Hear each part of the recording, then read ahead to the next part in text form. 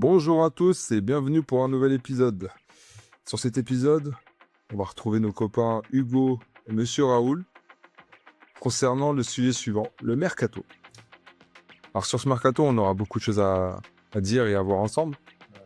Non pas forcément pour tous les mouvements, mais plutôt pour les choix qui ont été faits. Que ce soit au niveau des départs et des arrivées. Enfin, départ, j'irais même, on a eu comme, pas que au Brador, j'irais même que sur la gestion de certains prêts, notamment de Los Santos, sur des choses à dire. Avant tout, j'aimerais également vous remercier par rapport au dernier épisode. Vous avez été nombreux à être vraiment très très bienveillants et très gentils concernant le dernier épisode, notamment vis-à-vis de Raoul, parce que j'ai vu il y en a beaucoup qui ont bien aimé la prestation de notre Raoul. Donc il a décidé de revenir. Il va nous parler de son article sur Rafa, un peu plus spécial, et le mercato. On va en parler, on va en parler. On va en parler. Bon, messieurs, comment vous allez? Je vais commencer par toi, Raoul. Comment tu vas? Bah écoute, ça va. Un peu déçu du match nul du week-end dernier. Mais bon, les adversaires, et notamment Ouzazou, ils n'ont pas gagné. Donc, allez, moi j'y crois toujours. T'es toujours confiant. Ah, j'étais pas confiant après le match nul. Mais du coup, le résultat d'Ouzazou, m'a remis un peu de confiance. Ça y est, j'y crois. De nouveau. Toujours dans l'espoir, j'adore. Mon Hugo, comment tu vas? Toujours dans l'espoir, toi aussi, ou un peu moins? Bah, il y a toujours ce mini espoir, mais je pense pas que je suis aussi optimiste que Raoul. Mais franchement, c'est vraiment Avelfi de faire un exploit historique face au Real Madrid et ensuite, quelques jours après, se reprendre un petit coup de mou face à Thunder, là. Mais en plus, c'est vraiment peut-être le match nul où j'ai le plus de frustration. Enfin, j'ai pas plus de frustration, mais où on a le mieux joué de la saison et où, bah, juste quand ça veut pas rentrer, quoi, malheureusement. Mais, j'espère que le reste de la saison va aller sur ce qu'on a vu ces dernières semaines et essayer de garder un peu ce jeu attractif. C'est un gros mot, mais en tout cas, tout du moins plaisant. Je te rejoins sur pas mal des choses que tu as dit, et justement pour évoquer tout ça, notamment peut-être les joueurs qui nous ont permis quand même d'être plutôt intéressants, c'est-à-dire, je dirais Shadrap, que j'ai trouvé beaucoup plus à l'aise sur la première mi-temps, assez libéré, qui tentait beaucoup plus de choses, ce qu'il ne faisait pas forcément avant, donc tu sens que c'était quand même pas mal dû peut-être à la confiance au niveau mental. Pour après justement voir en seconde période, un joueur comme Rafa rentrer en promenade. Non, promenade de santé, on l'embrasse, hein, mais bon, j'aimerais bien comprendre ce qu'il fait, mais bon, ça, je sais qu'il y a beaucoup de choses qu'on pourrait évoquer, qu'on est peut-être un peu dur avec lui, mais du coup, on va passer sur ça, sur le sujet du mercato. Donc, côté arrivée, on a vu Rafa et Sydney Cabral Lopez arriver du côté du Benfica. On va certainement commencer d'abord peut-être par les arrivées, et je vais commencer avec le premier.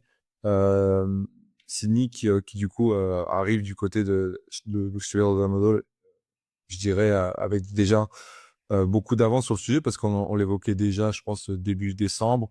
On évoquait que le deal était déjà quasiment fait, et en fait, le mercato n'avait même pas encore commencé, il avait déjà tout signé, qu'il était déjà avec l'équipe.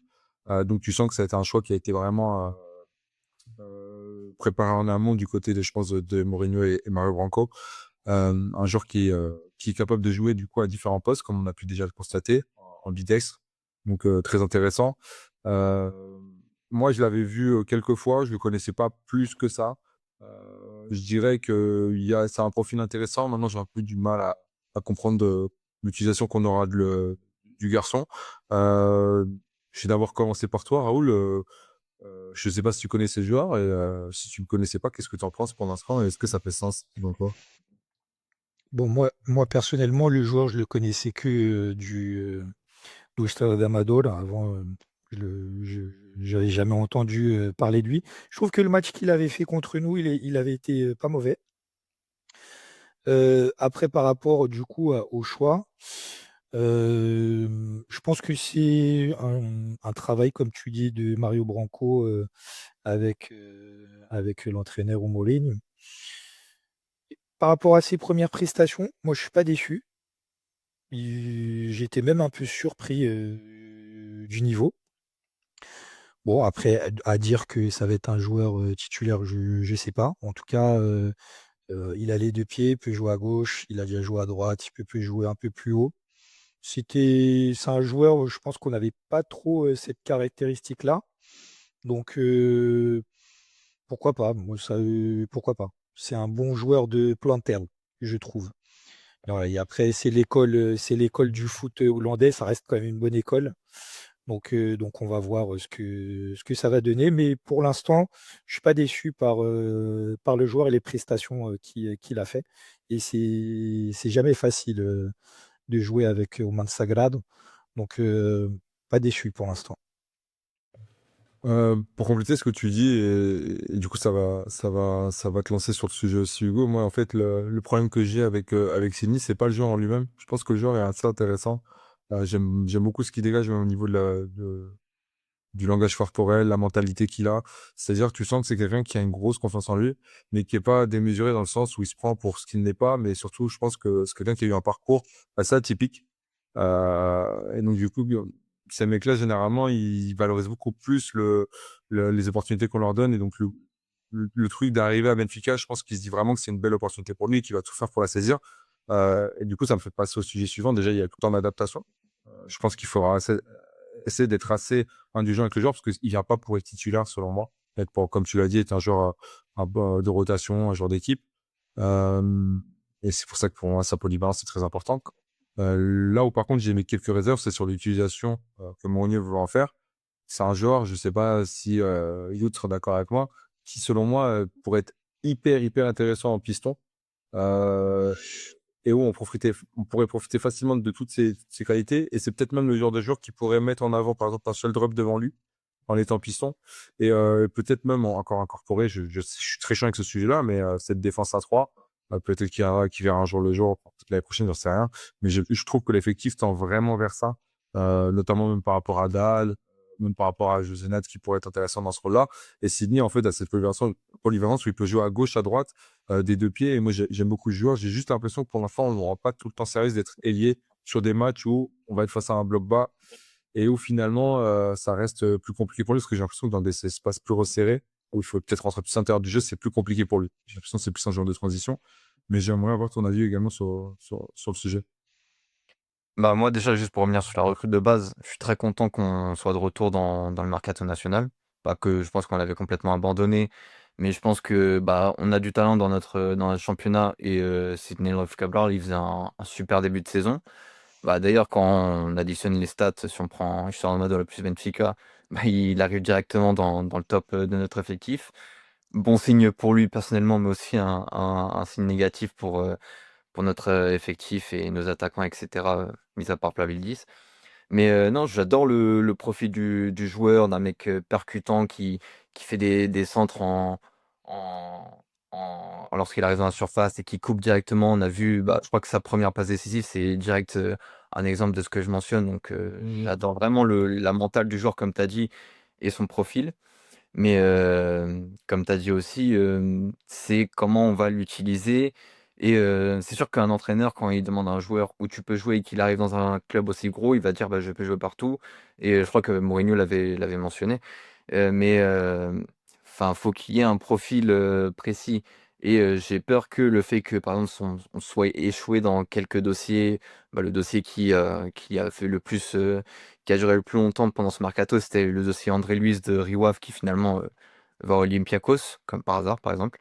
Mais on n'a pas eu du coup cet ailier percutant que voulait Mourinho et j'ai peur que du coup, le fait que Rolf Cabral ait, avec quelques similitudes, ce profil-là et bah, qu'ils disent: «Bah, du coup, bah, mon ailier percutant ça va être, Rolf Cabral» et je pense que ça serait desservir le joueur. Après, je dis pas qu'il a utilisé que dans cette manière-là. Par exemple, le dernier match, Rolf Cabral, je crois qu'il rentre à la place de Banjaki. Ce que j'avais pas compris non plus, parce que Banjaki faisait un très bon match. Et ça aurait été plus intelligent de le mettre à la place d'un Dahl, par exemple.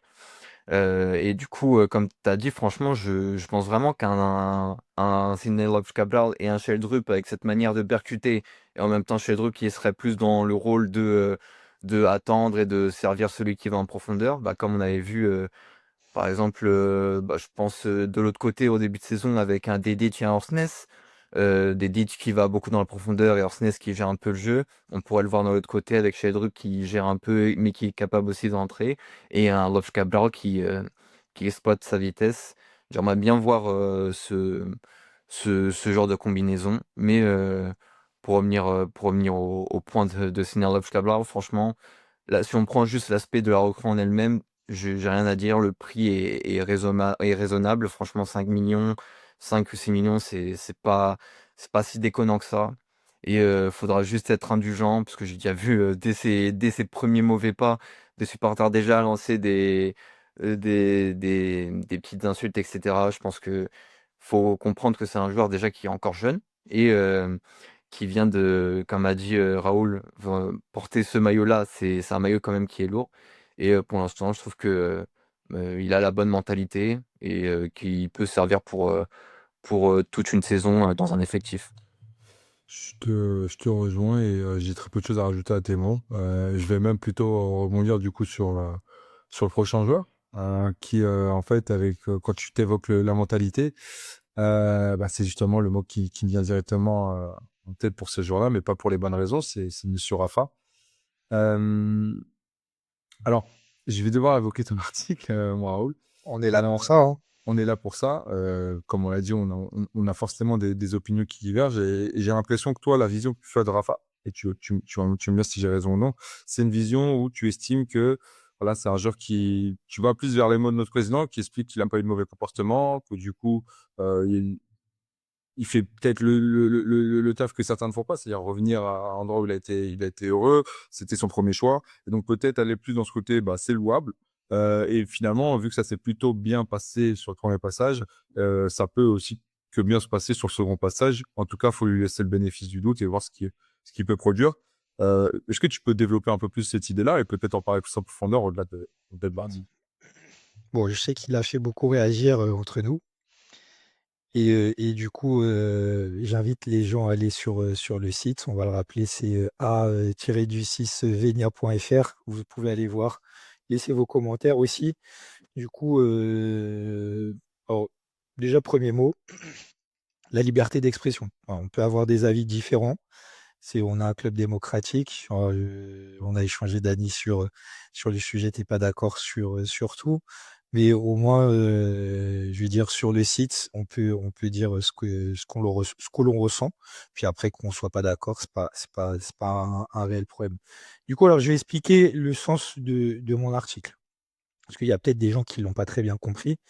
Par rapport à Rafa, ça a fait réagir.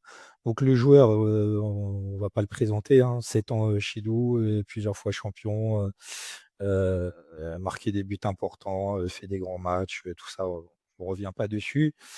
Là où je rejoins un peu tout le monde, j'ai jamais trop compris un petit peu le joueur, c'est au niveau des émotions. Il a jamais trop partagé avec le public. Moi, c'est quelque chose que dans son premier passage, je le reprochais. Voilà, c'est quelqu'un qui a jamais dégagé des grandes émotions, et échangé avec les supporters. Donc ça, je trouve que c'est un peu dommage et donc il en est en partie, responsable. Et je pense que son départ a fait que, comme l'a dit Mourinho, puisqu'il a été interpellé lors de la conférence de presse, le premier match qu'il a joué, il y avait 50 du stade qui l'ont sifflé, il y a 50 du stade qui l'aurait applaudi. Ça, là-dessus, je reviens pas. Chacun a ses opinions. La manière dont il est parti, moi, je pense que le club l'a mal défendu par rapport à son retour. On aurait pu faire un storytelling qui aurait pu l'aider, en tout cas. Euh, mais chacun aura son opinion là-dessus. Moi, le sens de mon article, alors ça fait l'objet d'échanges, hein, dans mon milieu avec d'autres supporters.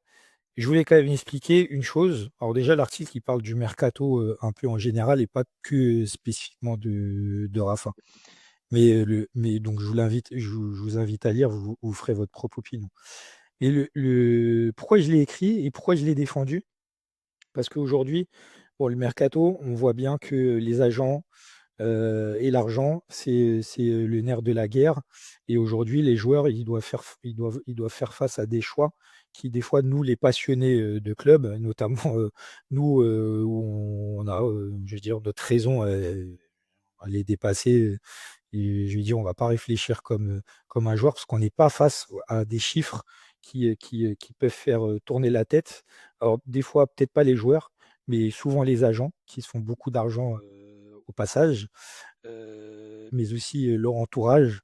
Et donc, le fait que Rafa soit parti, ce qu'on peut lui reprocher, c'est qu'il est parti sans transfert, hein, ce que beaucoup de gens lui reprochent. On n'a pas eu toute l'histoire. Costa l'a défendu. Soi-disant, il pouvait partir pour 15 millions. Ils lui ont dit non, reste encore une saison. Du coup, il a dit oui. Mais bon, la vérité, c'est qu'il est parti gagner beaucoup plus d'argent dans un autre club. Qu'on soit d'accord ou pas d'accord, c'est un choix qui n'est pas facile. En fin de carrière, il y en a beaucoup hein, qui sont passés par au Benfica et qui sont partis gagner leur vie. Moi, là où je le défends, c'est sur deux aspects. Déjà, il est revenu, il gagne beaucoup moins d'argent. Il est passé de 9 millions d'euros en termes de salaire à aujourd'hui, soi-disant 2,1 millions. Donc, il y a quand même un effort financier, même si c'est beaucoup d'argent si on se compare à notre vie de supporter, mais pour un joueur de foot, il y a quand même un effort qui est pas négligeable. Donc là-dessus, je le défends dans le sens où c'est un choix qu'il a fait et ça, on peut pas lui enlever. Maintenant, comme on a discuté, il y en a, ils disent oui, viens se planquer un petit peu à Benfica, il connaît la maison et tout. Je peux l'entendre ça, mais 7 millions d'euros, c'est quand même beaucoup d'argent. Et pourquoi je dis ça? Parce qu'il y a un truc qui m'énerve en ce moment, depuis un certain temps d'ailleurs, et j'en parle dans l'article, c'est qu'il y a beaucoup de joueurs qui se disent béfiquistes et qui disent ouais, mon rêve c'est de revenir jouer, finir ma carrière ou gagner chez nous, revenir. Donc je pense à des joueurs qui sont partis un peu tôt, pour pas les nommer, João Cancelo, Bernard Silva, Nelson Smith, tous ces joueurs-là qui on entend et qui disent, sauf si les médias nous mentent, hein, mais qui disent ouais, on aimerait bien revenir nous Benfica. Sauf que, alors après, on lit les journaux. Est-ce que c'est vrai, c'est pas vrai? Ça après, je peux pas l'affirmer. Mais souvent on croit qu'il y a une opportunité. Pareil, je pense à João Félix aussi, que j'ai oublié de nommer. On pense qu'il y a une opportunité et en fait ces joueurs ils reviennent jamais. Et en fait ce qui m'énerve, c'est qu'ils ils jouent du Benfica. C'est-à-dire ils nous font croire l'illusion, nous les supporters, ah oui, ils vont revenir, on est tout content et au final ils reviennent jamais. On a eu João Félix, tout le feuilleton pour qu'ils finissent à partir en Arabie Saoudite, gagner beaucoup plus d'argent, j'imagine. On a eu Nelson Semedo, pareil, on pensait qu'il allait revenir, finalement il est parti en Turquie. On a eu João Cancelo qui est parti, on s'est dit bah, peut-être qu'il peut revenir d'Arabie Saoudite, revenir chez nous. Non, il va à Barcelone. Et on a Bernardo Silva, même si c'est jamais trop prononcé, mais son agent, il en a parlé récemment, qui dit non, c'est trop tôt pour venir nous Benfica. Bon. Et si tu veux, c'est par rapport à ça que j'avais envie de défendre Raph, parce que lui, au moins, il a eu le courage de revenir, alors qu'il connaît très bien le club, il savait que peut-être la réception des supporters, elle n'allait pas être top. Au moins, il a eu le courage de venir. Après, on va le juger sur ses prestations, comme tous les joueurs. Si aujourd'hui il vient et il nous fait le match qu'il a fait à Tonderdre, c'est sûr qu'on ne va pas apprécier son retour. Donc, je pense qu'il sait c'est quoi la dimension du club, il sait c'est quoi porter ce maillot, il sait il devra faire des prestations qui vont enflammer le public s'il veut que le retour il soit réussi. Mais voilà, moi, c'était par rapport à ça que je voulais le défendre, par rapport à beaucoup d'autres qui disent qu'ils aiment au Benfica, mais on ne les voit jamais revenir, ou s'ils pensent revenir, tu vois, à 36, 37 ans. Personnellement, moi, ça m'intéresse pas trop. Tu vois, je préfère qu'on construise des choses avec des joueurs de futur au lieu de prendre un vieux qui vient finir sa carrière et pour le coup se planquer, tu vois, les dernières saisons. Et en même temps, il retire la place d'un potentiel jeune. Donc voilà, c'était plus comme pour ça que j'avais écrit l'article.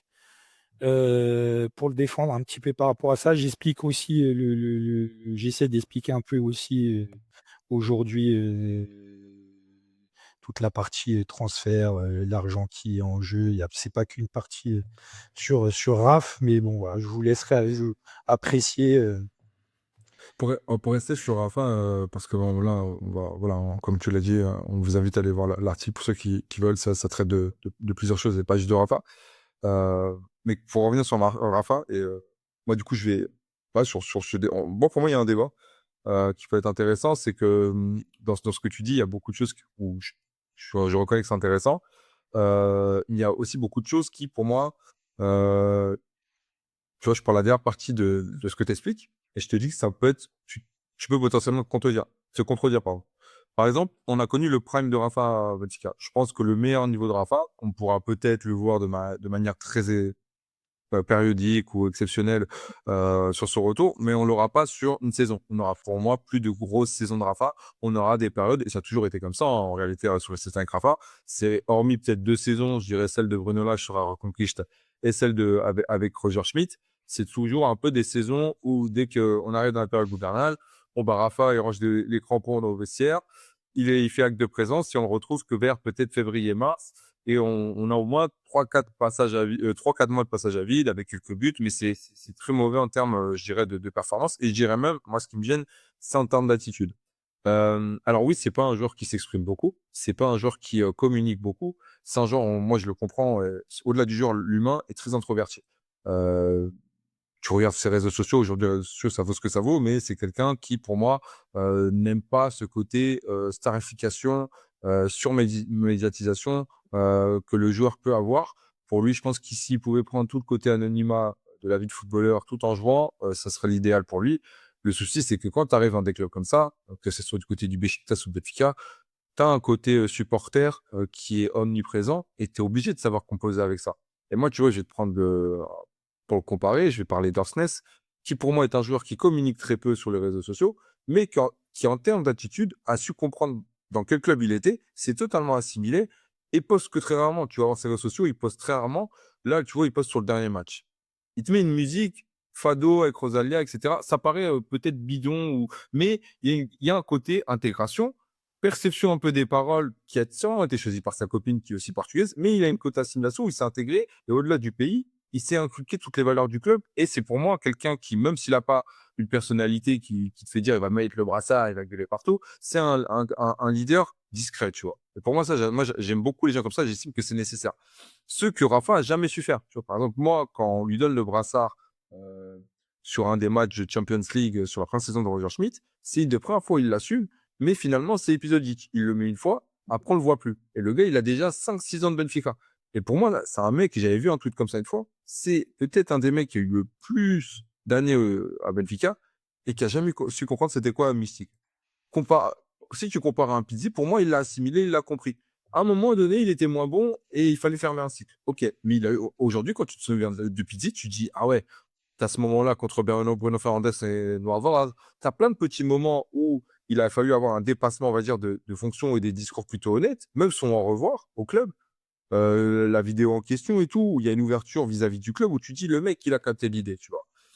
Et tu vois, t'évoquais par exemple l'agent de Rafa. Il a sorti une interview pour MyFootball. Euh, C'était hier ou avant-hier. Où il revient sur tout l'épisode de Rafa. Je l'ai lu. Euh, Ouais, j'ai entendu. Moi, bah, en gros, pour décrire, il explique un peu tout le cauchemar que ça a pu être en interne côté Turquie. Vas-y, très clair. Je peux comprendre que c'était compliqué pour lui.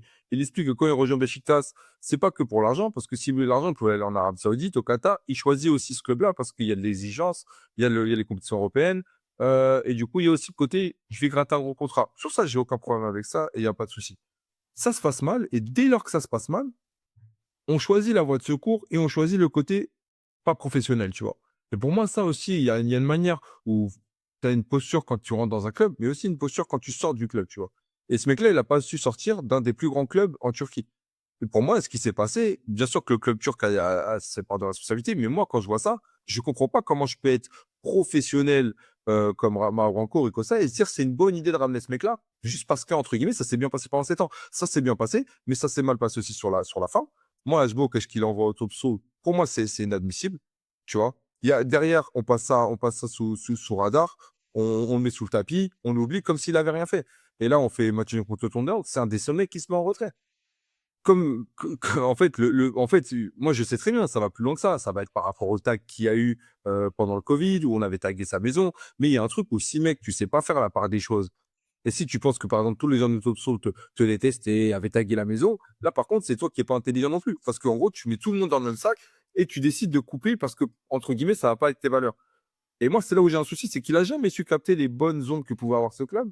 Euh, En fait, pour moi, lui, le côté bon de Benfica, c'est ce qu'il voit à l'intérieur. J'ai aucun doute sur le fait qu'à l'intérieur du club, le gars, il se comporte hyper bien avec Jropel, avec Estige quand il va manger à la cantine. Ouais, on le voit bien dans les vidéos de son retour. Ouais. Tu captes bien que le mec, c'est un bon gars et il n'y a pas de problème. Mais moi, c'est pas assez. C'est-à-dire que nous, qu'est-ce que tu vois, quand tu fais ton interview, quand tu pars, je capte un peu plus c'est qui Rafa. Au bout de 7 ans. Parce que pendant 7 ans, j'ai jamais su vraiment qui tu étais, je devais juste interpréter.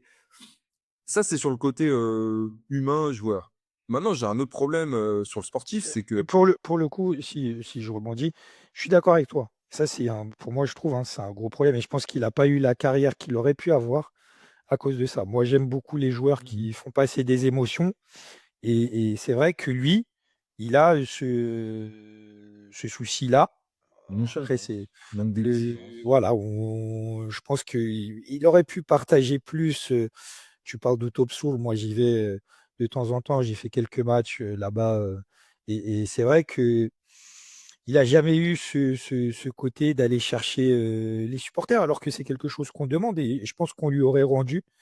Là-dessus, ouais, je suis pareil que toi, j'ai pas te mentir. Donc, mais bon, après, il sait ce que c'est au Benfica. Il sait c'est quoi l'exigence. Il sait que pour se faire accepter, il va falloir qu'il fasse des grosses prestations. Voilà. Après, est-ce qu'on va le changer là-dessus? J'y crois pas trop, malgré son Moi, retour. moi, pour compléter ce que tu dis, je sais pas si c'est ce qu'est Benfica ou si du coup, il fait partie, en fait, pour moi, de ce qui a fait que Benfica perde en exigence et se contente parfois de peu. Il a fait partie à un moment donné il a fait partie de beaucoup de titres importants, mais il y a eu un moment donné où il y avait un manque d'exigence et quand fallait, on va dire, Darakar, il faisait partie des mecs qui n'étaient pas là pour le faire, en fait. Alors que l'exigence, enfin, tu vois, aujourd'hui, je suis sûr que Richard Rios passe devant lui dans la hiérarchie des capitaines, des capitaines du club. Et ça, c'est un problème. Enfin, ok, c'est assumé, tu seras jamais un capitaine du club, il n'y a pas de problème. Mais il y a très peu de choses qui défendent ce retour-là. Pourquoi? Parce que même sportivement, et c'est là où je veux en venir, c'est pas valide. C'est-à-dire que tu vas chercher un mec qui te vaut 2 millions sur une position où tu as Sudakov et où normalement derrière, tu dois penser à intégrer Gonzalo Moreira. Alors oui, aujourd'hui, on va me dire, mais qui est Gonzalo Moreira? C'est encore une promesse, on en a eu plein, etc., etc. J'ai aucun problème. Moi, j'estime que ce mec-là, honnêtement, quand je vois des gars de 17 ans apparaître, ce mec-là, c'est limite le grand frère des mecs de 17 ans. C'est le mec, aujourd'hui, c'est le meilleur buteur de l'histoire de Benfica en Youth League. C'est un gamin qui, en termes d'attitude, représente tout ce que Benfica doit être, en termes d'exigence aussi. Et c'est apparemment, selon Mourinho, un joueur pour lequel il a le bégard. Donc, en gros, tu lui mets dans les pattes ce mec-là, en sachant que il y a un problème de contrat potentiellement avec Gonzalo Moura, et que l'agent de ce mec-là, c'est l'agent de Rafa aussi. Donc pour moi, il y a un truc où tu tires un peu dans les pieds. Là, tu me dis, OK, à voir. Mais si à l'époque, je t'avais dit, on va chercher Matic, et que ça aurait bloqué Jean Neves, j'ai aucun doute sur le fait que Matic, il aurait pu faire des matchs intéressants et être bon. Et en plus, niveau attitude, on était à des années-lumière de Rafa. Mais si c'est pour bloquer Jean Neves, maintenant, quand tu as toute l'histoire, tu dis, ah ouais, non, on n'aurait pas bloqué Jean Neves. Et là, pour un mec comme ça, potentiellement, ça fait partie du lot de joueurs bah, peut-être qu'on va pas, on va devoir passer à côté de ce mec-là. Peut-être qu'il va falloir trouver des solutions à part Alex. Et ça commence à faire beaucoup, tu vois. Il y a beaucoup de Et joueurs à peu près après, qui. Vas-y, oui. et après aussi, il y a Raoul a dit il va devoir montrer à Benfica et aux supporters que il en a encore dans le moteur, etc. Et que c'est pour ça il va devoir faire des performances et qui réclame de l'exigence, etc. Mais moi, je me demande en tant que si on met de tout le côté émotionnel de côté et qu'on s'arrête juste purement et simplement au sportif, est-ce qu'il en est capable? Parce que ça fait déjà presque 2 mois qu'il n'a plus aucun rythme dans les jambes vu qu'il a boycotté des entraînements. Et moi, du coup, bah, quelqu'un comme Rafa qui, c'est- euh, faisons juste un exemple, on enlève le nom Rafa, juste on prend un joueur lambda, imaginons qu'on prend C'était un joueur hollandais qu'on prenait. On l'a pris parce que c'était une bonne opportunité, mais ce joueur hollandais, il a boycotté des entraînements et en gros, il a juste fait grève. Bah, je pense il y a beaucoup de supporters qui ont dit bah, on ne recrute pas ce joueur, mais c'est le côté émotionnel qui a fait que on va recruter Rafa. Et donc là, on recrute Rafa, on recrute un joueur qui, ça se trouve, n'a plus aucun rythme dans les jambes, qui est entre guillemets en train de faire sa pré-saison, parce que depuis novembre, mi-novembre, début décembre, il a plus aucune minute. Et pour un poste tel où faut être rapide dans ses enchaînements, avoir de l'explosivité, et je parle du poste de second attaquant, parce qu'il y a beaucoup de gens qui évoquent Rafa comme peut-être être cet ailier explosif, mais pour moi, ça fait déjà 8-9 ans que Rafa ne joue plus à ce poste. Donc pour moi, ça a éliminé le fait de voir Rafa dans un côté. Et le truc qui me gêne, c'est que la rentrée qu'on voit face à Thunder, là, Rafa rentre donc en tant que second attaquant et Sudakov est obligé d'aller à gauche. Et donc ça déséquilibre complètement le jeu qu'on avait. Rafa, je trouve pas que la rentrée de Rafa, peut-être que je suis gentil, mais je trouve pas que la rentrée de Rafa était cataclysmique. Il y avait des accélérations qui étaient compliquées, mais pour moi, ça fait partie du manque de rythme. Mais il y avait quelques séquences où on se disait, bon, il a encore du ballon, il arrive encore à faire des petites combinaisons, mais c'est trop juste. Et enfin, pour l'instant, c'est trop juste. Et comme tu as dit, Dani, pour moi, c'était la parfaite opportunité, ce mercato hivernal, de faire le bilan avec l'effectif, de voir, bon, on a enfin considéré notre 11 avec Sudagov dans le 10, etc. Et on fait rentrer enfin quelques jeunes, comme on a fait du coup avec Daniel Banjaki et Anisio Cabra, qu'on peut dire c'est deux recrues du centre de formation. Et on aurait pu du coup mettre Gonzalo Moreira dans ce lot. Et on voit très bien que en Youth League, c'est pas la première saison qu'il fait excellente en Youth League. Il est excellent en U23, il est excellent en U19. Et donc ça fait déjà beaucoup d'années qu'il est remarqué, Gonzalo Moreira. Et c'est vraiment dommage du coup, de lui barrer le chemin et du coup, de compliquer sa prolongation de contrat pour mettre à face. C'est comme si, je sais pas moi, c'est comme si là, on avait une opportunité de contrat pour Nelson Semedo et que du coup, on prenait Nelson Semedo et que du coup, ça barrait la route pour Daniel Badjaki. Tout est surnaturel, ce que je dis, mais c'est un peu comparable et ça aurait été dommage dans ce cas.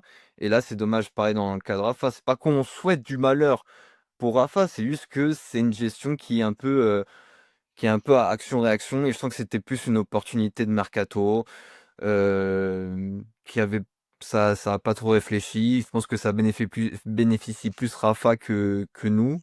Genre, c'était un peu un coup de pause. Bon, bah, on voit que tu es un peu dans la mouise avec Beşiktaş.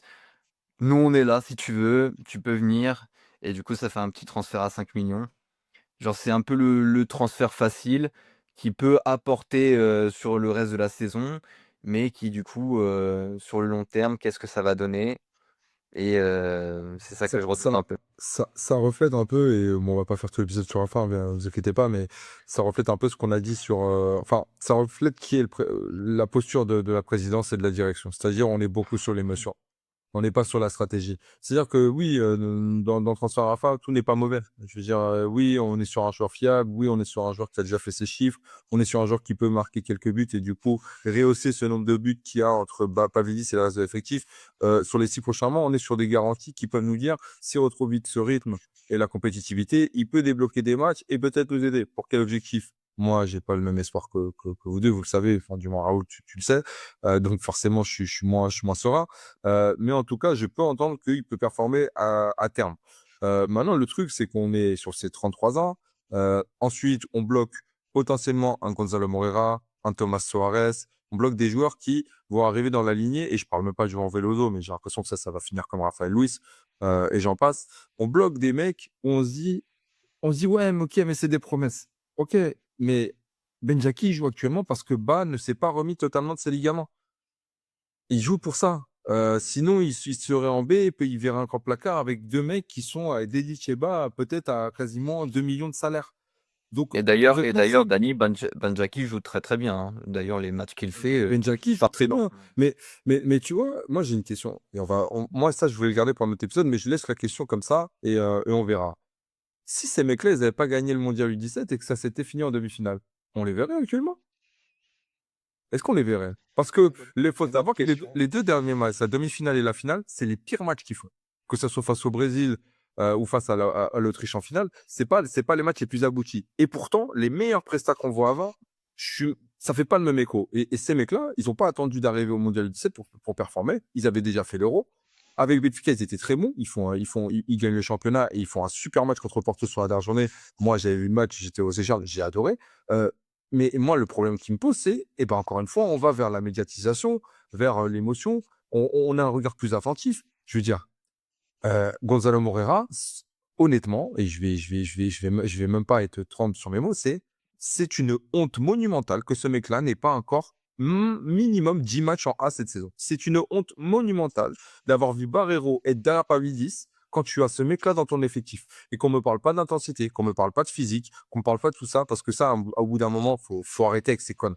Faut arrêter avec ces conneries. C'est pas comme si on était sur les meilleurs résultats de l'année. On est exclu de toutes les compétitions, excepté avec des champions et le côté très émotif qu'on a eu la semaine dernière. En championnat, on est largué. Et aujourd'hui, on est sur un truc. Moi, c'est bien. Donnez du temps de jeu à Anisio, Benjaki, ça veut dire qu'il doit être titulaire tous les week-ends. Loin de là. Mais par contre, il y a des mecs que tu dois inclure. Il y a des mecs qui doivent jouer plus souvent que ça. Jouer en Réu. Là, apparemment, potentiellement, il est prêté au PAOK. Pas de problème. Non, ça vient de tomber. Il y va pas.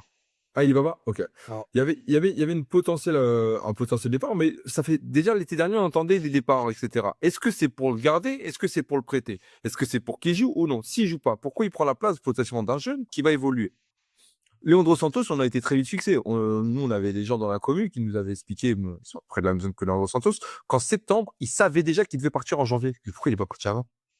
Si on compte pas sur le gamin, bah, autant le laisser partir tout de suite. Ivan Moreira, s'il est vendu pour, 500 pour la moitié de passe. 500 000 euros plus la moitié de passe qu'à à Benfica. C'est un deal qui, entre guillemets, peut être intéressant. Du coup, on passe directement sur les départs. Hein, ça nous fait une bascule. On va commencer par Leandro Santos. Euh, il part à Morelos. Magnifique équipe. Il va retrouver de l'autre côté, latéral gauche, Kiko Domingue, qui était à Benfica. Donc, on a dans cette équipe-là 2 mecs qui étaient dans la France Benfica et qui étaient dans l'équipe B l'année dernière. Moi, je suis content. Et Vasco fait un super boulot. Encore une fois, il fait partie de la liste des coachs qu'il faut regarder et se dire est-ce que ce mec-là, à terme, peut arriver à Benfica et être bon. Et Leandro Santos, il a tout à gagner. C'est-à-dire que s'il performe et il est très bon dans cette équipe-là, il y a l'option Benfica et je viens de te dire, il y a l'option Bournemouth en Angleterre. Parce que moi, je me doute bien que ce deal-là, il tombe pas par hasard. Kao Pit, il a forcément un regard sur ça. Et ces choix-là, à un moment donné, il faut se dire, bon, bah, si nous, on n'en profite pas, autant avoir une petite clause dessus, j'ai pas de problème avec ça, mais il fallait le laisser partir déjà en août. Il aurait pu déjà avoir 6-7 mois dans la saison comme ça, et des joueurs à des exemples comme ça. T'as Diogo Simeone qui, aujourd'hui, joue à l'Olympiakos. Pareil, il est passé de visa à l'Olympiakos, il était dans une formation, il jouait pas en B. Pour faire jouer des mecs aujourd'hui, je suis désolé, qui sont, mais peut-être au fin fond du monde, en Finlande, ou en Suède, ou que sais-je. Et ça, pour moi, c'est un mauvais taf déjà de la structure. Et on verra si Mourinho arrive à redresser ça, tu vois, redresser ça. Et je pense même que Gonzalo Moreira, vu qu'on aime beaucoup jouer sous le coup de la médiatisation et du blabla, on verra si peut-être il n'est pas sur le banc à ce week-end.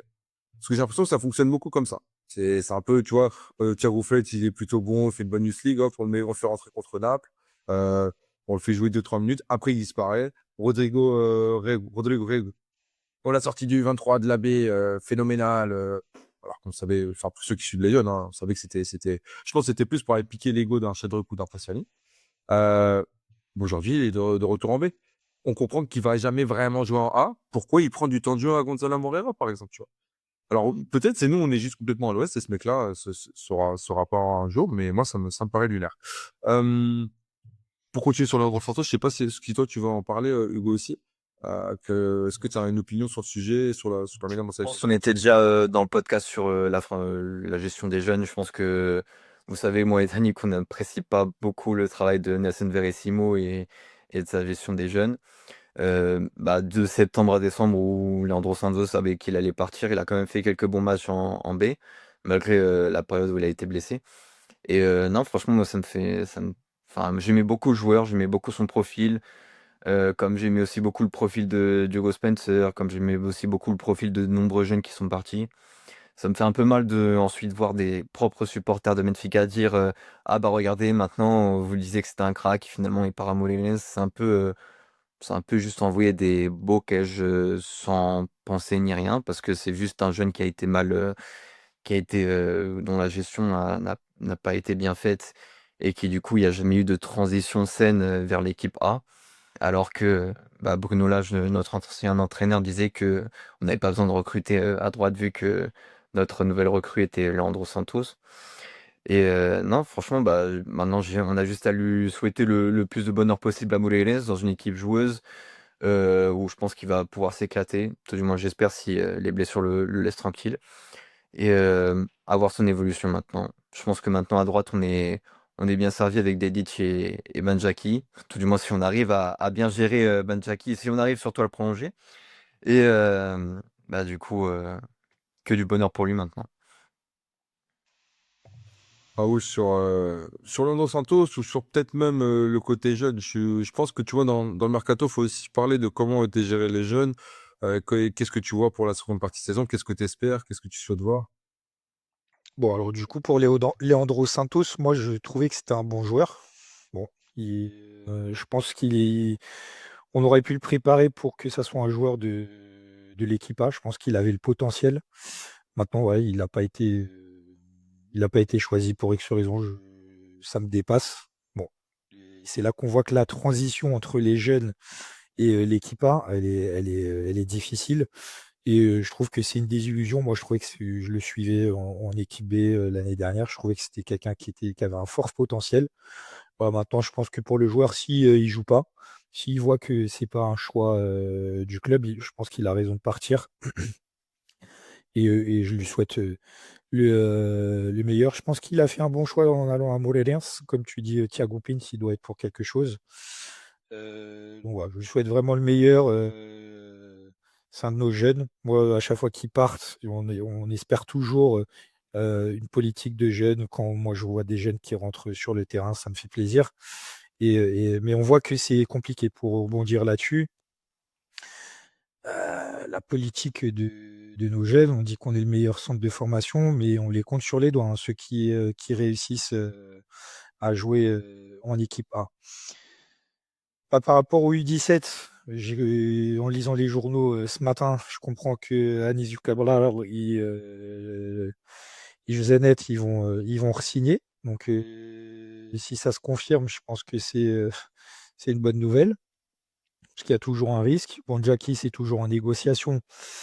Donc, moi, j'espère qu'il va re-signer. Et j'ai envie de te dire, c'est ces jeunes-là que j'ai envie de voir dans un projet futur. Alors, j'ai l'impression, je ne sais pas si je me trompe, que Mario Branco et Mourinho ont envie qu'il y ait des jeunes joueurs qui se confirment à Benfica. Donc c'est l'impression que j'ai. Est-ce que je me trompe? Je ne sais pas, l'avenir va nous le dire. J'attends aussi la confirmation de Gonçalo Morel. J'espère que d'ici la fin de l'année, il va pouvoir commencer à intégrer le groupe A en étant convoqué et de le voir jouer dans notre stade, ça me ferait plaisir. Bon, après, je pense qu'il faut pas brûler les étapes. Euh, mais je veux les voir de plus en plus, tu vois. Ces joueurs-là, que ce soit Bonjaki, Josanet, Goussao Mouré, là, il y en a d'autres, hein. Moi, j'ai envie que ça soit notre colonne vertébrale d'ici 2-3 ans et qui sont confirmés. Donc, c'est ça que j'attends du club. Mais j'ai envie de te dire, je l'attends depuis un certain temps, hein, parce que des bons jeunes, on en a eu beaucoup. Et en fait, on les voit pas rester, on les voit pas percer en équipe A. Donc c'est bien, on a un bon centre de formation. Je pense il y a du bon travail. Par contre, ce gap entre la formation et l'équipe A, il est difficile. Moi, juste pour rebondir sur ce que tu as dit, Raoul, sur ne pas brûler les étapes, parce que hier, bah, vu que j'aime vraiment beaucoup Gonçalo Moreira depuis bah, du coup l'année dernière et d'autres années, avec la performance qu'il a fait face au Slavia Prague, donc un but et deux passes décisives, j'ai mis un petit tweet où j'ai dit c'est un crime qu'il n'ait pas encore eu ne serait-ce une apparition en A. Et j'ai eu plein de mecs de ma propre communauté qui m'ont dit ah, mais vous voulez que l'équipe A devienne l'équipe River-Vincent, ayez patience, etc. Mais en fait, comme tu as dit, il faut pas brûler les étapes, mais il y a des joueurs qui ont le talent pour sauter certaines étapes et qui restent fixés et qui ensuite vont dans des clubs quelconques sans avoir déployé tout leur talent. Enfin, imaginons par exemple qu'un joueur Félix est resté 2-3 saisons en B et qu'ensuite il soit parti dans un Maritimo ou un Rio Ave, jamais on aurait connu Jean Félix. Et concernant Moulay, il faut quand même mettre dans le contexte qu'il est plus vieux que certains jeunes qui sont déjà en A, comme Anísio Cabral, comme Banjaki, Gonçalo Moulay, c'est un 2006. Enfin, des gens ont aussi dit, vous voulez lui donner la place en A, mais il ne prouve même pas en équipe B. Ça, on va encore retomber sur le problème Nelson Velisson. Si vous voulez écouter en plus en profondeur, il y a le podcast qu'on a fait sur les jeunes. Mais Nelson Gonçalo Moreira rentre à la 85e, à la 82e, à la 75e en B. Et il n'a même pas d'espace pour la deuxième division. Donc, juste pour ceux qui disent qu'on veut caricaturer l'équipe A et qu'on veut juste que ça devienne une crèche, entre guillemets, c'est pas cette vision qu'on a, c'est juste que quand des jeunes ont le talent requis pour aller en A, bah, faut juste leur donner l'opportunité, que ce soit 5 minutes, que ce soit 10 minutes, juste que bah, ils apprennent avec l'environnement et ça peut nous éviter de faire des recrutements chers et inutiles. Et d'ailleurs, en parlant des jeunes, il y a aussi bah, du coup José Mero qui a été vendu Parti, par ouais. Timo et qui, lui, C'est- avait beaucoup de temps de jeu en B, mais ça, on voyait que jamais ça les confirmera. Ouais. Je crois, Pourtant, je tu crois vois, que c'était Barcelone, João Félix, je sais pas quoi. J'avais vu tellement de choses l'année dernière. Les agents, c'est dingue, hein, parce que on avait même eu droit à Fabrizio Romano qui tweetait sur le gamin. C'était fabuleux. Dis Raoul, dis-nous. Parce que sinon- ouais, oui, bah, pour parler de Merle, dans les tribunes, tu vois, c'était une pépite. Moi, souvent, quand je suis au Top Soul, souvent les gens ils m'en parlent, ils disent, ah, ouais, c'est le futur, le futur. Et c'est là qu'on voit que la difficulté de ce passage-là. Après, moi, je suis d'accord dans ce que tu dis. Bah, mais tu Évidemment, vois, moi, si tu as du talent, rapidement, Raoul, je te couperai juste rapidement, mais je sais pas qui t'a dit ça, mais moi, c'est là, si t'entends ça, c'est consommation d'équipe B zéro. C'est zéro. C'est impossible de regarder l'équipe B. Déjà, il jouait quasiment pas. Il a commencé à jouer beaucoup. il n'a pas Au beaucoup joué, finalement. finalement. Ouais. Et à la fin, oui, il plantait. Mais c'était des buts. Franchement, tu regardais le contenu, il statait, mais il se passait pas grand-chose, en fait. Il a un parcours où quand tu revois un peu d'où il vient, les raisons pour lesquelles il vient, qui était le président du club en face, et que maintenant ce mec-là a des relations assez intéressantes, que maintenant on a un sponsor BM d'une ville précise, etc. Et tout est lié, tu dis, ah, c'est bizarre. Parce que déjà à l'époque, c'était assez bizarre qu'il vienne. C'est un bon petit joueur en demeurant, mais la com qu'on a fait autour de lui, pas de notre part, mais de son entourage, etc. J'ai trouvé ça très, très, très malsain. Ah, c'est ce que j'explique un petit peu dans l'article, c'est qu'aujourd'hui, il faut se méfier de toute la partie médiatisation autour de certains jeunes où tu as des agents qui sont derrière tout ça pour faire monter un peu le buzz. On va pas se mentir, hein, avec les jeunes qui sont sortis du centre de formation, mettre, ça se trouve, 10 millions sur un potentiel en espérant que ça devienne une pépite, tu vois. Il y a beaucoup d'agents qui essayent de jouer là-dessus. Et après, comme tu dis, si tu regardes pas les matchs, tu écoutes que les journaux ou toute la médiatisation qu'il y a autour de ces joueurs, tu peux te faire avoir. Moi, je sais que je regarde beaucoup l'équipe B, donc j'ai mon propre avis avec mon œil de supporter de foot. Mais voilà, je vois qu'il y en a, ça va être compliqué pour réussir. Après, qu'ils partent j'ai envie de dire, mais au bout d'un moment, si vous voyez que vous n'arrivez pas à réussir Nouvelle-Fique, il faut partir jouer dans d'autres clubs. Je veux dire, il faut pas qu'ils perdent leur temps, hein.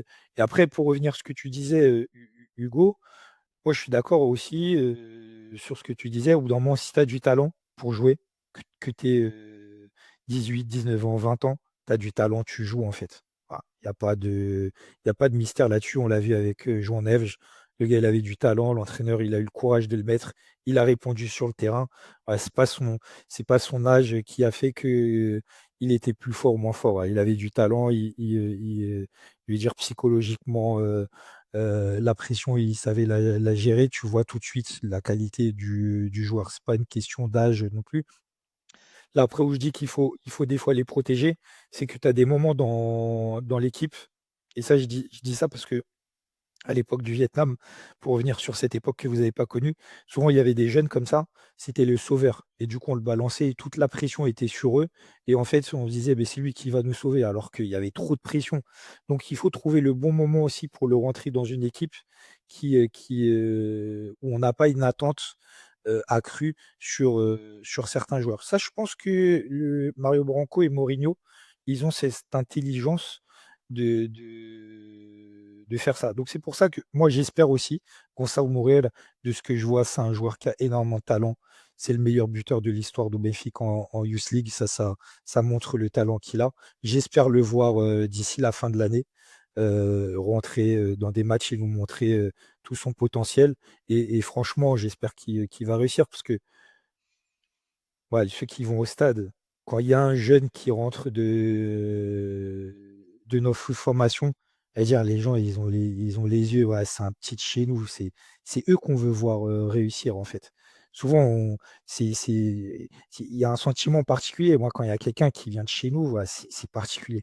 Il y a un amour particulier avec ces joueurs-là. Et on veut les voir réussir.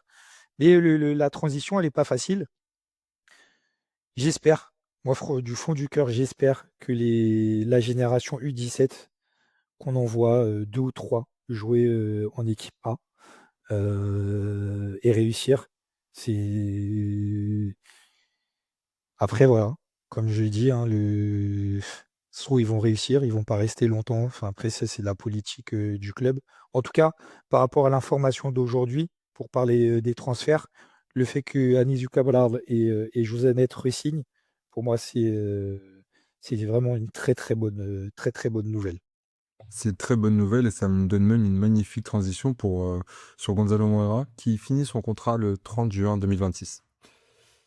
Donc, à voir. C'est aussi sur ça qu'il faudra. Parce qu'on parle beaucoup de nos U17, encore une fois, mais ce serait quand même assez comique de voir Gonzalo Moreira partir en fin de saison. Et ça, tu vois, Et mais du coup, tu vois, c'est ça que des fois, nous, on ne maîtrise pas, en fait. C'est est-ce qu'il y a un problème par rapport à ça et c'est pour ça qu'on ne le voit pas aujourd'hui?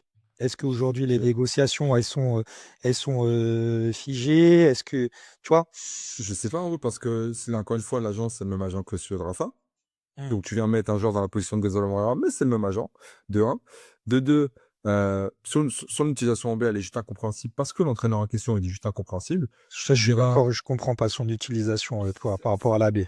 Parce que c'est un entraîneur qui, encore une fois, et je l'avais dit hier, l'année dernière, et quand j'avais fait mon trade sur lui, toute l'équipe, où je disais ok, c'était un classement historique, mais moi, le classement historique, il m'apporterait un plus. Et c'est dans le contenu, qu'est-ce qu'on a fait. Et concrètement, on a rien de nouveau. Il n'y a aucun des joueurs de l'année dernière qui était titulaire en B, qui s'est imposé en A encore une année de plus. Et sous Rui Costa, c'est récurrent. Et au-delà de Rui Costa, c'est sous Verissimo. C'est le même problème, c'est qu'on veut juste faire des résultats. On a ce blabla devant les caméras de oui, on est là pour former des jeunes. Le problème, c'est que Anisio, il n'est pas passé sous Verissimo. Benjaki, il a moins de 10 matchs sous Verissimo. Josenet, quand il est avec il a 0 match avec Verissimo. Donc, concrètement, à quoi sert l'entraîneur de l'équipe B s'il n'est pas capable d'envoyer des joueurs en A tout en s'enfermant? Thiago Freitas, apparition en A sur la période où il est mis sur le banc en B. Donc, concrètement, moi, je pense que Mourinho et Marocco peuvent potentiellement faire un bon taf. Moi, les réserves que je mets c'est sur ce qu'ils mettent en place sur le terrain au niveau des idées de jeu, où pour moi, ça met pas beaucoup en avant les jeunes. Du moins, c'est beaucoup plus dur pour eux de s'imposer. Je parle de joueurs un peu avec des profils un peu plus atypiques, type Gonzalo Moreira, Quintas, où c'est plus des joueurs de ballon, balle au pied, et pas forcément de transition. Là où forcément un Benjaki, un José Net, ça va moins se ressentir. Euh, mais par contre, au niveau de la B, je pense qu'ils sont pas fans totalement de Nelson Verissimo. Je pense qu'ils sont pas fans des choix. Euh, et qu'il y a beaucoup de choses si c'était peut-être, je pense que si c'était dans les mains de Mourinho, je pense qu'il n'aurait pas un entraîneur comme Verissimo en B. Il a des bonnes qualités de leader d'homme, je pense que voilà, l'humain est sympa, mais c'est un entraîneur qui, pour moi, représente encore une fois le manque d'exigence du club. C'est un entraîneur qui avait beaucoup de culot après cette saison où il nous emmène loin face à Liverpool avec des champions, qui dit qu'il veut coacher à l'étranger, qui finalement finit à Estoril, qui fait 6 mois et qui se retrouve de nouveau en équipe B. Pour moi, ça en dit beaucoup du moins sur le niveau et sur la confiance et sur l'état d'esprit du coach en question. Je pense que ça va pas plus loin que ça. Je pense qu'il est bien sa zone de confort. Et donc, du coup, je pense qu'il biaise totalement le potentiel qu'il peut avoir cette équipe. Et c'est ce qu'on avait dit avec Hugo durant le podcast en question, hein. Ça doit être une équipe où tu formes des joueurs, mais tu formes aussi des coachs qui ont une personnalité. Tu vois, un Real Five, indépendamment de ce qu'il fait aujourd'hui partout dans le monde, si ça se passe bien ou si ça se passe mal, et bah, tu dois être capable de projeter des entraîneurs avec une identité de jeu, qui savent faire évoluer des jeunes, qui, même si on va jouer cette zone de relégation soit par année, peut-être que celle d'après, ça ira mieux, et peut-être qu'on repartira sur un cycle. À la fin, ce qu'on veut voir, c'est rester en deuxième div. Moi, c'est l'objectif minimum, c'est tu restes en deuxième div. Après, l'objectif principal, c'est tu fais évoluer des mecs qui, à tout moment, peuvent venir en A nous embêter. Et c'est toujours le même sujet avec lui, c'est il en est pour moi absolument pas capable. Anisio passe devant lui, il passe devant tout le monde et il est à la solution de Pavlidis maintenant, le remplaçant. À quoi ça sert de faire jouer Francisco Silva chaque match ou, et pourtant je l'aime bien, ou un Trevisan, le Belge, qui va certainement en fin de saison finir comme NTMD et partir en Belgique et on va plus le revoir. Il a mangé peut-être 10 matchs en titulaire. On est toujours sur une histoire de résultats et moi ça me gêne énormément. On a Diogo Prios qui continue en équipe B, je crois que c'est la 4e ou 5e saison. C'est en 2004, il a l'âge de Jean Neves, Antonio Silva et j'en passe. Il y a des fins de cycle qu'on ne sait pas fermer. Et on oublie un joueur qui reviendra des ligaments croisés, Nuno Félix. Pareil, incompréhensible de l'avoir gardé. Il s'est blessé, malheureusement, c'est la vie. Mais c'était déjà incompréhensible de l'avoir gardé autant de temps. Quand on a des Rafael Quintas qui arrivent, des Thiago Freitas, des Miguel Figueirado, et j'en passe et j'en passe. Donc bref, passons sur les prochains départs qui sont dans une autre catégorie. Déjà dans la catégorie latérale gauche. Et sur le même mercato, on a vendu Obrador, hein, j'allais dire Labrador, pas pareil, et Jurasek. Et oui, parce qu'on n'en parle pas, mais on a aussi vendu Jurasek pour 3 millions à Slavia Prague. Messieurs surpris, déçus, envie de les voir plus souvent ou plus du tout? Bah, Jurasek, au revoir, adieu, à jamais. Et Obrador, franchement, je, je pense que Mourinho ne pouvait pas se voir Obrador, même si vers la fin, il avait une bonne communication, sûrement pour qu'il ne perde pas de la valeur. Mais franchement, juste là, j'ai les stats devant moi. Il a plus joué en un mois avec au Torino que en 6 mois avec Benfica. Et je compte les matchs de l'équipe B chez nous. Donc il a 2 matchs en B et un match en A avec Benfica et 3 matchs au Torino en janvier et en février. Je pense pas que c'était le seul match que j'ai vu et j'étais au stade de Lyon en A, c'est la première période face à la Tonderre, parce que je crois qu'il sort à la mi-temps. Et ça avait pas l'air d'être un joueur complètement à l'ouest techniquement, du peu qu'on a vu. Il est même d'ailleurs homme du match dans un des matchs de la B qu'il fait. Donc non, bah juste c'était juste une opportunité de mercato avec le deal d'Alvaro Carreras. On n'est pas neuneux, on va pas nous faire croire qu'on a pris Obrador comme ça d'un coup avec le scout. Ben, déçu. Maintenant, je pense qu'il y a des situations comme ça avec des joueurs où ça matche pas avec le coach. Et bah, on espère qu'il s'éclate au Torino. Et bah, comme je t'ai dit avec Jurasek, franchement, vraiment, il n'y a rien à dire avec Jurasek. On perd juste 10 millions sur un joueur qu'on a pas du tout bien recruté au niveau du profil. Bon, Raoul, qu'est-ce que t'en penses, toi? Ouais, je suis un peu du même avis que Hugo. Les deux, c'est une déception. Jurasek, 10 millions d'euros pour un joueur qui, au final,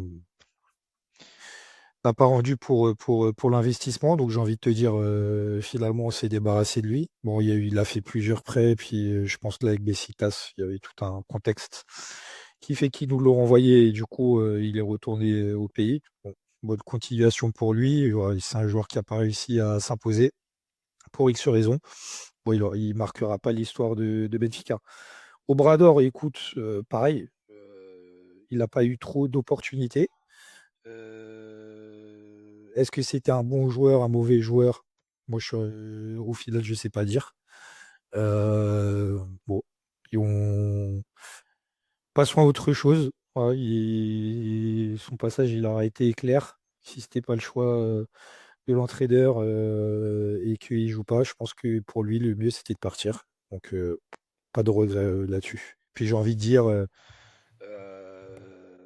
à ce poste-là, voilà, on a Dahl, on a Sini Cabral aussi, on a José Netre. Je veux dire, on est servi. Donc bon, c'est pas très grave. Pas franco servi. On parle bien du verbe servir. Nul doute. Messieurs, ça me fait penser aussi à un petit thème. C'était le prix d'Obrador à son arrivée, qui avait fait beaucoup débat. Moi, je vais dire honnêtement, à l'époque, je m'étais pas beaucoup plaint parce que j'estimais qu'on fait ces 5 millions. Aujourd'hui, je vais continuer à pas m'en plaindre. Pourquoi? Parce que je pense que c'était juste pour atteindre la clause de Carreras. J'aurais aimé qu'on ait pioché sur un autre joueur, et je pense notamment à Gonzalo, l'attaquant qui est au Real Madrid et qui joue pas beaucoup, et qui pour moi est excellent. Il aurait pu être un deal type Rodrigo Moreno à l'époque, qu'on avait fait également du côté du Real Madrid. Pour moi, c'est des opportunités qu'il faut savoir saisir. Je dis pas que ça aurait été facile, mais pour une rumeur qu'on a eu à un moment donné de Brahim Diaz, je me dis qu'on aurait pu très bien jeter sur Gonzalo. Ça aurait été vraiment un neuf très intéressant et très complémentaire auprès de Pavlidis. Donc là, le 5 millions m'avait pas gêné. Et là, je crois que sur le potentiel vente, la clause d'achat, on a l'impression sur le même montant, voire un peu plus. Je crois que C'est c'est 5 millions aussi. Euh, 5 millions aussi, le c'est prix ça. prêt. Ouais, c'est 5. Donc voilà, je pense que le but était surtout de pouvoir actionner la clause avec le Real qui faisait débat et on était sur ils veulent pas le faire et ça a pris plus de temps que prévu. Au Brésil, était une monnaie d'échange, c'est dommage. Je pense qu'avec Bruno là, j'aurais peut-être pu jouer un peu plus, parce que comme tu l'as dit, moi j'avais bien aimé son match en B et même le match qu'il fait en A face à Tondela. Narouge, il est vraiment bon. Euh, je pense que ça va plus vers la personnalité. Je pense que comme l'a dit Mourinho à plusieurs moments, il avait du mal à le cerner. Je pense qu'au niveau de l'humain, de ce qu'il dégage, je dis pas que c'est un mauvais garçon, je pense juste que la personnalité colle peut-être pas trop avec l'exigence de Benfica, du moins selon Mourinho. Peut-être quelqu'un d'autre coach se serait bien passé, c'est malheureux, mais c'est comme ça. Et donc du coup, Sydney, pour parler de Sydney, c'est là où on parlait de la personnalité. Je pense que Mourinho, il y a beaucoup cet aspect-là. C'est important pour lui, pour voir si le mec est fiable ou non. Et donc, Obrador, malheureusement, n'a pas passé le test. On a parlé des arrivées, on a parlé des départs, on a parlé des jeunes. On n'a pas parlé d'une chose, et ça sera le dernier point avant de clore ce podcast. C'est finalement les faux départs. C'est Prestiani et Sheldrop. Finalement, annoncé sur le départ, annoncé à la place par André Bruijs ou alors l'ailier gauche, là, l'Ajax, le Belge. On avait tout vu venir. Finalement, Monsieur Prestiani et Monsieur Sheldrop restent parmi nous. Messieurs, qu'est-ce que vous en pensez? Êtes-vous ravis? Êtes-vous mécontents? Mon Raoul, à toi, je peux la passe. Bon, alors, 2 joueurs où j'avais des avis différents. Moi, Sheldrup, j'étais pas fan. Je trouvais on lui avait donné beaucoup d'opportunités et il n'arrivait pas à confirmer. Donc moi, c'était une déception. On voit que c'est un joueur qui avait du talent et je trouvais qu'il n'arrivait pas à s'imposer. Bon, après, il y a le match du Real Madrid où la veille, il est vendu à Bruges. Du coup, il fait un super match. Et comme quoi, une carrière, ça se joue des fois à pas grand-chose. Surtout au Benfica. Surtout au Benfica. Je veux dire, il est passé de mal aimé à tout le monde l'aime bien. Donc par rapport à ça, j'ai envie de te dire, il a son match référence, comme j'avais dit dans le dernier podcast. C'est ce qu'on attend aujourd'hui de ses prestations. On a du talent. Moi, j'ai l'impression souvent que la gestion de la pression, il avait un peu de mal. Et c'est vraiment au moment où j'ai envie de dire, face à un mur et il doit tout lâcher et que, en fait, ce gars, il lâche tout et c'est là où il fait ses meilleures prestations. Donc j'espère que ça a été un déclic, ce match contre le Real. Je trouve que tactiquement aussi, c'est amélioré. Le système, pareil, parce que du coup, je pense qu'il y a aussi une amélioration de l'équipe qui l'aide avec Soudakov qui est mis derrière l'attaquant. Je trouve que Horns qui est replacé à son vrai poste, ça l'aide beaucoup. Et j'ai envie de te dire, voilà, moi j'étais très critique par rapport à toutes les opportunités qu'il avait eues, où il n'avait pas répondu tout le temps présent. Et bah, des fois, il faut faire son mea culpa. Je pense qu'il a son match référence. Maintenant, à lui de nous prouver que il a, il a du talent et il peut réussir chez nous. Et moi, c'est ce que j'ai envie, qu'il réussisse. Donc, par rapport à Sheldrup, voilà, je suis content qu'il ne soit pas parti au final. Tu m'aurais demandé ça il y a un mois, je t'aurais dit, il part, c'est pas très grave. Mais voilà, il a prouvé, donc tant mieux. À lui de jouer maintenant. Et je pense il faut lui donner confiance parce qu'on voit qu'il a du talent. Après, c'est mental, mais voilà, on évolue. C'est un jeune joueur, hein. Je suis d'accord avec toi. Moi, je pense que moi, c'est un joueur, je suis content qu'il reste parce que c'est un joueur qui va mettre beaucoup, beaucoup de frustration. C'est un joueur qui a vraiment des pieds super, mais qui pour moi a un souci au niveau de la mentalité. Je dis pas que c'est un mauvais garçon. Je pense vraiment que c'est un bon garçon. Outre l'histoire juridique, encore une fois, chacun a son avis. Je pense qu'on n'a pas tous les éléments, mais dans tous les cas, il a avoué sa connerie. Et c'est pas Jack Lang ou Epstein, je pense, avec tout le respect. Euh, donc voilà, chose à part, c'est un autre sujet, on va parler que du sportif pour le coup. Sur le sportif, moi pour moi, il a un truc, c'est qu'il est pas assez exigeant avec lui-même des fois, je pense, dans le sens où le prêt qu'il fait pour retourner dans le club où il était, ok, tu vas performer, ok, c'est intéressant, mais est-ce que un prêt à Casepi ailleurs au Portugal n'aurait pas été plus intéressant pour se confronter au championnat portugais et revenir à Benfica et être plus en confiance? Moi, ça aurait été ça que j'aurais voulu voir. Il faut pas qu'il ait cette crainte de voilà, des fois ça marche pas, de pas aller se cacher parce que je suis à la base un wonder kid, un crack qui doit exploser absolument. Je pense que sur ça, Mourinho est le coach qui pouvait le faire passer un cap mentalement. Il le dit hein, après le match contre le Real, il est persuadé que c'est pas le même joueur qu'il a aujourd'hui, qu'il a récupéré quand il est arrivé. Et je suis convaincu aussi. Tu parlais tactiquement, moi sur les replis défensifs, c'est pas toujours propre comme Prestiani. Et pareil, ils ont beaucoup de passages à vide, mais il y a une présence, il y a un effort qui est fait. Est-ce qu'il peut faire mieux? Oui, je pense que dans l'intensité, il peut encore faire mieux. Mais je pense que ça passe aussi beaucoup sur le mental où je trouve que là où il était très premier contrôle, hop, je vais provoquer et je tente un truc, comme on l'a pu le voir contre Thunder, qui m'a rappelé beaucoup ses débuts. Il y avait une période où, en fait, il avait peur, il faisait toujours ses passes en rentrée parce que peur de faire la bêtise, peur de perdre le ballon. Et finalement, vaut mieux assurer et faire une passe en retrait plutôt que de faire le taf d'ailier. Et moi, ça me frustre énormément. Donc j'espère que ça l'a vraiment décomplexé et qui saura vraiment, entre guillemets, fermer des bouches, mais dans le bon sens, c'est pas dans le sens où il doit taire des gens absolument, mais plus dans le sens où je pense que beaucoup de gens seraient très contents de le voir performer. Parce que c'est bien, entre guillemets, c'est bien d'être début contre Real. Oui, c'est bien, mais moi, j'aimerais vraiment le voir faire 6 mois réguliers où on est plus sur un sujet où, putain, est-ce qu'on va le perdre à la fin de saison? Moi, je veux sentir ça avec Shadow. Je veux vraiment me dire, putain, on va venir nous chercher parce que le mec est beaucoup trop fort. Et je pense vraiment il a ce talent pour. Il faut qu'il le prouve. Et j'espère qu'on ne mettra pas un joueur comme Broma trop longtemps dans les pattes. Parce qu'encore une fois, ça reste quelque chose qui pourrait m'agacer parce que, voilà. Broma a fait son temps, bientôt 48 ans. Il faut nous laisser, monsieur. Hugo, est-ce que tu vas rajouter sur Shadow? Non, je pense que vous avez tout dit. Le seul truc qui me tracasse un peu, c'est que, comme a dit Raoul, le soir avant le match du Real, il avait déjà son billet EasyJet pour Bruges et le lendemain du match, il a dû être annulé. Et on a dû annuler un autre deal qui était Tariq George, le joueur de Chelsea, qui finalement est parti à Everton. Donc on avait déjà le remplaçant de chez Drup et on a tout annulé. Bon, pour un match historique, et c'est heureusement qu'on a tout annulé, mais ça prouve qu'il n'y avait pas de. Enfin, ça reste dans le Abaïfique, donc le action-réaction, action-réaction. Après, je peux comprendre ceux qui voulaient Sheldrup dehors, entre guillemets, avant le match du Real, parce que même moi qui suis, enfin fan, c'est un grand mot, mais qui aime beaucoup le gamin, il y avait des matchs où il était très très agaçant. Je pense au match face à la Juve. Je sais pas si vous aussi, il y a certaines séquences que vous avez encore en mémoire, mais il y a des moments où il dribble un joueur, mais il perd la balle directement et ensuite, bah, il lève les mains et puis voilà quoi. Parce que voilà, la Juve actuellement, bah, ils nous ont pas donné une leçon de football, mais c'est beaucoup plus physique que les équipes portugaises ou même que la défense laxiste du Real Madrid. Et donc, je me disais, bon, bah, finalement, il n'est pas prêt physiquement pour un club comme le nôtre. Et bah, peut-être que voilà, après une vente à Bruges, c'est juste naturel. Mais comme l'année dernière face à Barcelone, il a su faire taire tout le monde. Et j'espère de un qu'il va continuer sur cette lancée. Et je pense que face à Thunder, là, on a eu certaines brides. Juste parfois, bah, le gardien adverse se transforme en Manuel Neuer.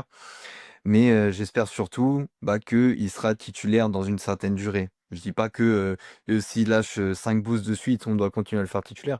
Mais j'espère que au premier faux pas, on va pas directement le mettre au cachot et ensuite dire bah vous voyez votre petit gamin blond, bah il s'est pas performé dans le club alors qu'on sait qu'il peut faire de gros matchs comme il l'a démontré à de nombreuses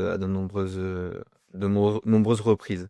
Donc comme a dit Dany, j'espère qu'il nous délivre 6 bons mois jusqu'à la fin de la saison, qu'on gagne ce qu'on puisse gagner avec lui avec Prestiani de l'autre côté aussi. On n'a pas évoqué le cas Prestiani qui pouvait partir aussi à River Plate. Ça, par contre, pour moi, jamais j'aurais pu penser à un départ de Prestiani.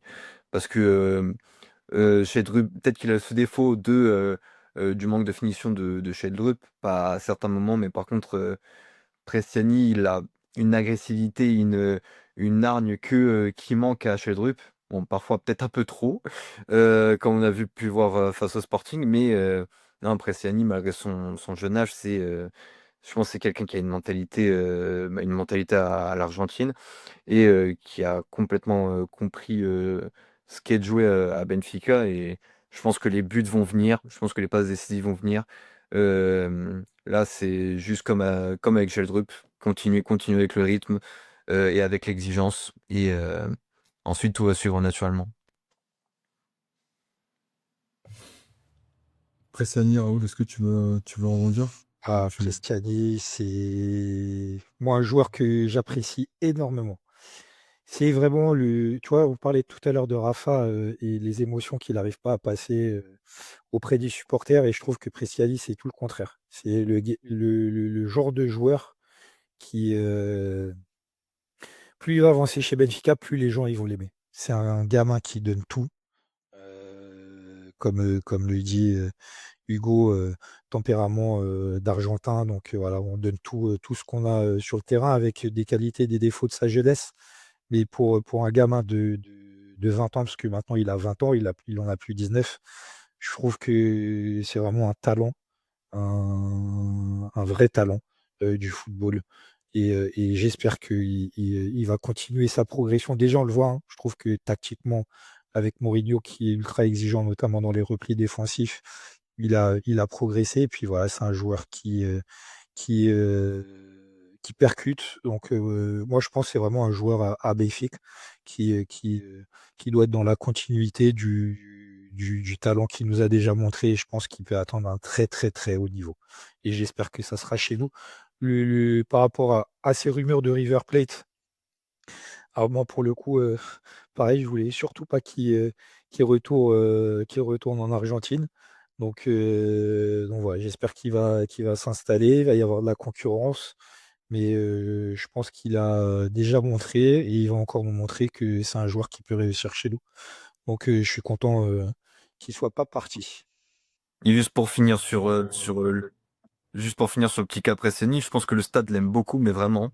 Et d'ailleurs, j'ai encore la scène en tête de quand il fait le tacle face à Sporting. Bon, ça plombe la fin du match. Mais d'ailleurs, j'étais avec Dany ce jour-là. Mais tout le stade, vraiment, j'ai jamais tout le stade l'applaudit. Tout le stade. Bon, je pense qu'ils l'ont applaudi parce que ça casse une contre-attaque. Mais je pense aussi qu'il y a une partie de genre, bah, ce joueur, enfin, un peu comme ceux d'information, genre il est des nôtres et il a fait entre guillemets ce qu'il fallait faire. Et donc, je pense que même dans les moments, ça peut paraître tout con, mais les moments où genre il récupère une balle et il va demander aux supporters de continuer à crier, où il n'est pas du tout intimidé par les Vinicius et Mbappé, etc. Et il va les pousser, etc. Non, je pense que c'est un joueur qui a complètement entré dans le cœur des supporters et l'institution. Et franchement, continuité et encore J'ai- continuité. Juste pour revenir sur l'attitude qu'il a, j'ai revu hier, par hasard, encore des vidéos du match contre le Real Madrid. Je ne sais pas si vous avez vu, il fait partie des joueurs sur le bord du terrain qui dit, si, il faut marquer encore un but, il faut aller vite. Il est quasiment sur la ligne de touche en disant, les gars, il faut marquer, il faut marquer. Et en fait, bah, tu vois, c'est ça que les supporters, comme tu dis, Hugo, ils voient et puis on apprécie. En plus, c'est un étranger, un jeune, qu'il ait cette attitude-là. Mais ça m'étonne pas, c'est le tempérament des joueurs argentins. Et franchement, moi, j'apprécie énormément ce joueur. Je suis tellement content qu'il soit pas parti. Je suis tellement heureux de la prestation qu'il a fait face au Real. Et je pense qu'il peut nous apporter beaucoup de choses. Il a que 20 ans. Imaginez ce joueur d'ici 2-3 ans, s'il est encore chez nous, franchement, c'est une vraie pépite. Pour conclure, et après on sera on sera bien, je pense, sur le sujet. Mais pareil, sur Pressani, je suis très content de le. J'avais pas trop de doutes parce que Mourinho, je sais qu'il a beaucoup d'affinité envers le joueur. C'était vraiment pas inquiet sur ce sujet-là. Vraiment, il faisait partie des joueurs où il me disait ça va coller avec Mourinho, il a besoin de joueurs comme ça avec de l'attitude, de la personnalité, de l'envie. Et ça, il en a. Par contre, j'avais un peu peur que le joueur souhaite peut-être repartir, notamment par rapport au mondial. Moi, le sujet du mondial, il me faisait un peu peur. Je sens qu'il y a beaucoup de joueurs qui se matrixent très rapidement sur le mondial. Alors, chez Drogba, je l'entends. J'ai un peu de mal à me dire que même s'il fait une belle saison, il ira avec l'Argentine. Je pense que ce sera pas le cas. Mais je peux me tromper. Mais moi, par contre, voilà. On parlait beaucoup d'ailier droit, de joueurs, etc. Moi, je pense que Luke Bacchio doit avoir un Pressani qui lui casse la tête à chaque entraînement, à chaque match, et que ce gamin-là, aussi très polyvalent, il peut être à gauche, derrière l'attaquant. Cette polyvalence, faut savoir en jouer, faut savoir l'exprimer. Il faudra pas juste la mettre sur le côté quand Luke Bacchio reviendra et que Rafa sera en jambes. C'est des mecs qui doivent progresser, comme tu l'as dit, ils sont très jeunes. Et moi, j'aime beaucoup ce gamin. Ce côté, de toute façon, l'Argentine et Benfica, généralement, ça colle assez bien. Et cette mentalité-là, on en a beaucoup besoin. Et ça fait du bien contre le Real et ça fera du bien contre beaucoup d'équipes. Donc, C'est vrai, pour les c'est vrai que les joueurs, ouais, c'est vrai que les joueurs argentins nous ont rarement déçus à Benfica. Et je voulais juste rajouter quelque chose, et je viens d'y penser. C'est pour le coup le club, et je pense que ça vient de l'entraîneur. Ils ont eu une très bonne gestion avec lui sur le fait de le laisser aller au mondial il y a moins de 20 ans. Voilà. Je pense qu'en plus, sa cote, elle est remontée en Argentine parce que ça a été l'un des meilleurs joueurs du mondial. Et je trouve que ça a été une très bonne gestion. Voilà. Il était pas titulaire. On dit, allez, va t'aérer l'esprit, jouer pour ton pays, va faire un mondial. C'est quand même quelque chose d'important pour un jeune de représenter sa sélection. Et pour le coup, il l'a bien réussi. Il est bien revenu. L'entraîneur lui a donné confiance. Il a répondu. Donc là-dessus, il y a eu une très bonne gestion, je trouve. Je te rejoins, je suis d'accord avec toi. Et franchement, j'espère qu'on saura en faire bon usage, parce que c'est un joueur qui est même très apprécié du vestiaire. Donc, vraiment, je vois pas en lui un crack absolu, mais je vois un très bon jeune va avoir une très très belle marge d'évolution et après partir quand il aura fait ses 3-4 ans à Benfica, en faisant beaucoup de belles choses. Du moins, je le souhaite. Messieurs, il me semble qu'on a abordé tous les thèmes, encore une fois. Je sais pas si vous avez encore un mot à rajouter, quelque chose qu'on n'aurait pas évoqué. Donc, au contraire, je passerai à la suite. Non? Non, il y a pas, Je- on aurait pu évoquer les rumeurs, mais bon, ça, finalement, c'est que des deals qui se sont pas faits. Et pour la plupart des cas, Laissons ça à Georges, des transferts. Laissons ça à Georges sur Twitter. Laissons-le Il surfer y a sur le beaucoup, il buzz. y a beaucoup de rumeurs avec Benfica, hein. Tu sais, des fois, c'est pour faire monter les cotes. Ça, il faut qu'on se méfie aussi. Non, moi, je trouve que après, il faut faire confiance aussi aux joueurs qu'on avait achetés cet été. Tu vois, Soudakov, pour parler de lui, je pense que voilà, on le fait jouer à son poste derrière l'attaquant. Ben, on a vu dernièrement ce que ça donne. Donc après, il faut aussi faire confiance aux joueurs qu'on a achetés cet été. Richard Rios, il va revenir aussi. Donc je pense que on va voir ce que ça va donner, mais je pense que ça va réussir aussi. Donc le mercato d'hiver, souvent, c'est des ajustements. Voilà. Il n'y a pas eu beaucoup d'achats. On a des jeunes. Bon, maintenant, on va voir ce que ça donne. Moi, je pense qu'on est sur le bon chemin. Ce que je voudrais dire à tous les bestistes, il faut y croire. Je pense que c'est encore possible le championnat. Déjà ce week-end, il faut gagner. On gagnera des points contre un adversaire. Donc, ouais, il faut y croire. Et je laisserai ces magnifiques mots qui ne sont pas les miens, mais qui sont les tiens, et il faut respecter. Et je vais laisser enfin, je sais même pas quoi, j'en perds On le fêtera ensemble, Dani, tu verras. ça fait longtemps, hein, ça fait longtemps. Je vois Ça que fait tu longtemps, ça fait trop longtemps, ça fait trop longtemps. longtemps. Bon, espérons que tu raison. On en reparlera, on aura encore plein de podcasts à faire ensemble. Messieurs, encore un bel épisode à vos côtés, ça m'a fait bien plaisir. À nos auditeurs, il ne reste plus qu'à vous remercier, comme d'habitude, vous demander si ce n'est pas fait, de lâcher votre petit like, votre petit follow. Et n'hésitez pas à aller sur le site, on pense à ça régulièrement. N'hésitez pas également à écrire. J'ai vu, désolé, des fois, je vois avec un peu de retard, quand on écrit sur Twitter, que certains m'ont demandé comment on faisait. Donc, très simple, allez sur la section Abonne Cadre, vous proposez un article, vous avez un mail qui vous est envoyé. pour la création de votre compte. Une fois que c'est créé, vous avez juste accepté pour rejoindre et vous pouvez proposer vos articles. Et derrière, écrivez, moi, c'est moi qui valide. Des fois, c'est pas instantané, hein, faut que j'ai le réflexe d'aller voir. Mais j'essaie de le faire assez régulièrement, donc n'hésitez pas, ça me fait plaisir. Voilà. Messieurs, merci beaucoup. Un dernier mot, Dani. Alors, je sais que toi, tu es au Portugal. Nous, on est à l'étranger, mais une petite pensée à tous les gens qui subissent la tempête au Portugal. Voilà, on a tous de la famille là-bas, on pense à vous. C'est un moment qui est pas facile, je pense. Ils ont perdu des toits, maintenant l'inondation et tout. Donc une petite pensée pour le pays. On est avec vous de cœur. On peut pas faire grand-chose, mais voilà, on pense à vous. Merci beaucoup, Raoul. Merci pour ces mots. J'espère qu'ils seront entendus et j'espère que tout ira bien pour les gens au Portugal. Messieurs, une bonne soirée. Gagnez dimanche, c'est important. Et on se dit à très bientôt. Ciao, ciao tout le monde. À bientôt, viva Benfica!